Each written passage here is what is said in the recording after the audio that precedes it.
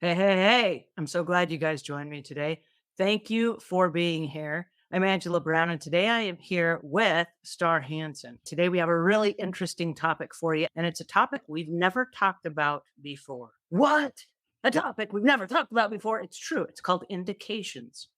And what are indications? How do we manage those from a decluttering, organizing, and then cleaning standpoint?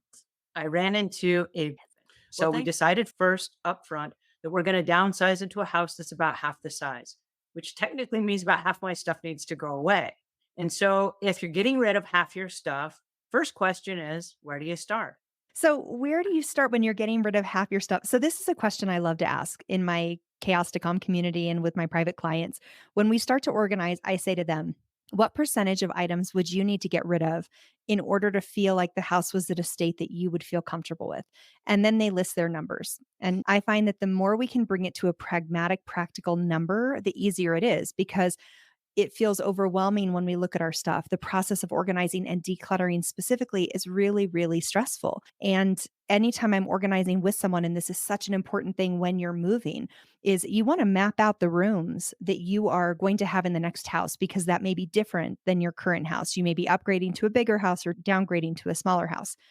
And for each room, you want to write the answers to the following questions. What are the 3 to 5 activities you want to do in the space? How do you want the space to look? And how do you want the space to feel? And that becomes your blueprint for every single room in the house. And then what I like to do is when you're organizing and decluttering that room, hang those answers up on the wall. And when you sit there and you think, okay, great, I'm looking at my guest bedroom. And right now it contains my craft area. But guess what? I don't have a guest room or a craft area in the next house. So does that mean you get rid of all of those things? Does it mean that then you start to see the living room as one of its functions as a guest area or a craft area? You have to start strategizing. And so the best thing you can do is do exactly what you're doing, which is make a game plan before you touch a box. Well, I love what you just said because intention was at the front of my mind. So I said, if I'm going to move out of my house, chances are I'm going to put my house on the market to sell it. And there's probably going to be a window because I think we're going to move to new construction. And if it's new construction, and like I said, we haven't bought the house yet. If we're buying new construction right now and then they build a home, it will be about a year before we're able to move in. Yeah. So if that's the case and I sell my home right now, what that means is I'm going to live in an apartment somewhere for about a year. Yeah. And so, what does me moving from a 6,000 square foot house to an apartment look like? And so, not just downsizing into a smaller home, but if I'm on the road and I'm traveling and whatever, can I live with less? I don't know. I really don't know. So I said, what if I could? So here's the first step I did. I went and I rented a storage unit. And you guys have heard me talking about the storage units like, don't do it, don't do it unless you have to. But I did for this reason. I know that I want to keep my full set of silverware and my dishes because it will feed like 12 people and we have family that comes over on a regular basis. But are they going to come over between now and the time I sell my house, which I'm thinking is going to be in the next few weeks? No, no. If we have to meet somewhere, we'll meet at a restaurant. So I went through like my silverware drawer and I took out all but four of my spoons, four of my forks, four of my knives, four of all of my sets of dishes. And then I put everything else in the storage unit. And so what I did was like, wow, my cupboards are starting to look skinny. And I kind of started to panic because my comfort zone is having cupboards full of stuff, right? That is my comfort zone. And I was like, whoa, what happens next? So tell me when you start to declutter and you start to go through that process and you have those little like, whoa moments, how do you deal with that and then make that your new norm? So there are so many things that our physical stuff does for us. One of the things is security, right? It makes us feel abundant and like our needs are met. And sometimes when we don't have that, we go and our brain triggers to the scarcity mindset. I'm not going to have my needs met. I'm not going to be okay, which of course makes us do what? We pull everything closer. I need to keep more. I'm not ready to get rid of it. And so one of the big foundations of my approach with people is I help them figure out how are you using your clutter? How are you using your physical stuff? And when I say clutter, I just mean stuff. Clutter is Mhm. a judgment we put on it, but it's just stuff. So most people use their clutter for a communication, either with themselves or others, creativity, protection, security, or connection. And so we have to really start naming what's going on behind the scenes. When you look at what a move is, it is up there on the scale of death, divorce. It's a big deal. You're redefining your life. And it's no small thing. So we want to make space for you to have those emotions, which is why I love that you're not forcing yourself to do this quickly, because when we compress that time period of the move, you miss out on all the beautiful, juicy feelings that are coming up, which is really just your little wounded self asking for love. And that's one of the beautiful healing joys of organizing and moving and decluttering. One of the things I noticed as I went through my silverware drawer is while I only have like 4 of everything in there, it was easy to clean. So I took everything out and I went ahead and I cleaned the drawer and I put everything back. So I've got 4 sets of everything. And then the drawer right next to it has all the things like the spatulas and the egg beaters and all that stuff in it. We all have one of those fun drawers. And I asked myself, am I going to be baking in the next 3 weeks? No. Okay, so is that okay to pack up and then put in the storage unit? And is there anything in this drawer that I'm probably not going to ever use again? So now I have 2 places I'm taking stuff. I have stuff I'm taking for donation and stuff that I'm taking to the storage unit. And I'm asking myself the question, yes, this is good and I still want it, but I haven't used it in a while. And if I move it to the storage unit, that has to be one of the 5 things I'm keeping. Yeah. And so ask myself, if I'm moving to a place that's half the size, is this one of the things I want to take?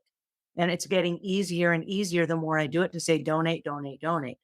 But my question then for you is, as I'm going through all the cupboards, is it easier then, since I'm kind of in momentum, to go ahead and keep going through everything at once? Yeah, we really have to switch our thinking and kind of narrow our focus down, because the truth is, clutter as a whole, when people have whole home clutter, it's overwhelming, but so is a move. A move has a million moving parts and it's easy to get paralyzed and feel stuck and stressed.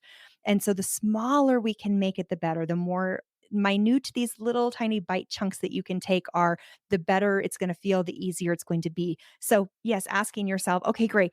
Do I know that I'm moving into this next house? What do I need to have with me? And what do I need to have left to be visible? And what can I put away for later? And of course, then there's stuff that goes away outside of those two things. And it is okay to do this in waves. This idea that we have to be one and done is 1000% not healthy or true. And so, really embracing the layers of this journey for yourself.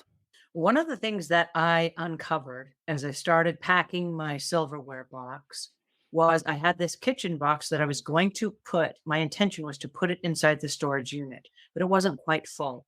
And so I said, if this is a kitchen box, there are probably a couple of other things from the kitchen that I want to keep that I could put inside this box. So I opened the next cupboard and I started putting stuff in that box so that it would then be full. And then my donation box wasn't quite full. There are probably a few other things I could put in there. And lo and behold, before you know it, I had unpacked most of my cupboards. Now, here's the cleaning side of me stepping in. From the cleaning side of me, I have a philosophy and it goes like this: I'm not coming back. What that means is, once I clean out this cupboard, I'm not coming back to do a deep clean.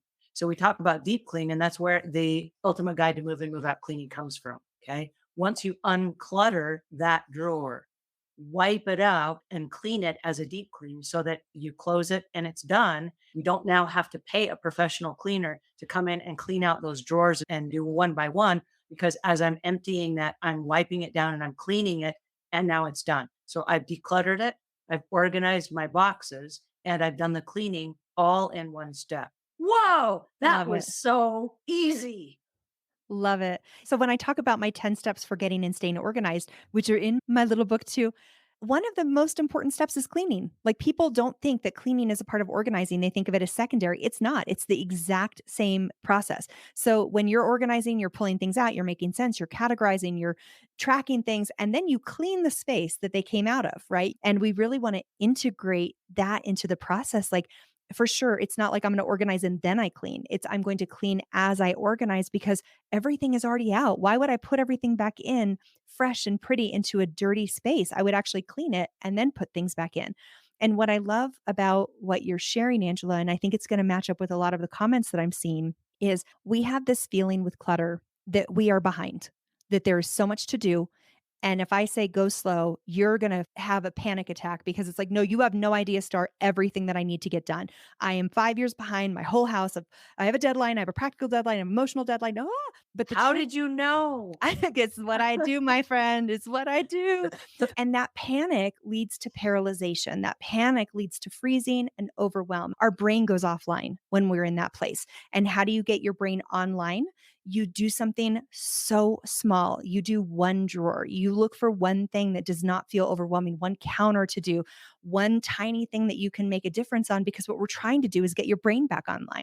I want you to know organizing is part of your life. Like cleaning is part of your life. This is just, as long as we have stuff, we're going to have to manage and maintain it. So, how do we do it gently, with more love, with more kindness, with more peace? Because we don't want to live our life when we're done. We want to live our lives while we're doing it, because it will never be done.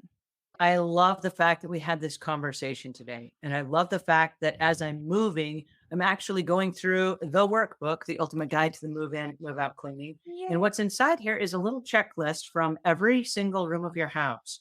And one of the things that I've included in here for you is I've included not just how to clean the areas as you go, but I've included the personal protective equipment that you need and the cleaning supplies that you need and how to do it.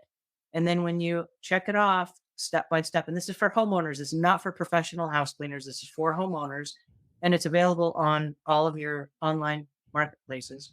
But one of the things is you do not have to hire then a professional house cleaning company if you do it as you go.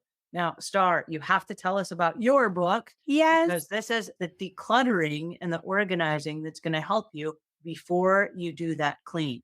So this is my baby. So why the F am I still not organized? You guys can get it for free if you want to download a copy of it. It's starhansen.com/podcast. I will give you a free copy for you to grab there. And this will tell you the 10 steps for how to get organized. It'll talk about the emotional things that are keeping the clutter stuck. It'll tell you what each room in your home symbolizes, and then how you can work with that energy to create a more powerful and empowered life for yourself. So it's available on Amazon and Audible and all the main places, but you can also get it at starhansen.com/podcast.